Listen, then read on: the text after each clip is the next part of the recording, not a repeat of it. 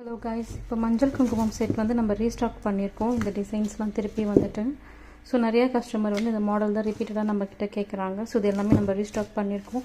But எனக்கு கேட்குறவங்க வந்து ஒரு 4 days டைம் கொடுத்தாங்கன்னா நல்லாயிருக்கும்.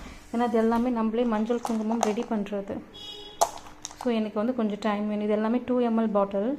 ஸோ ரெடி பண்ணுறதுக்கு எனக்கு ஒரு 4 days டைம் வேணும். யாருக்கு வேணுமோ அது கீழே இருக்க வாட்ஸ்அப் நம்பருக்கு ஷேர் பண்ணுங்கள். இப்போ நம்மக்கிட்ட புது டிசைன்ஸ் எல்லாமே அவைலபிளாக இருக்குது.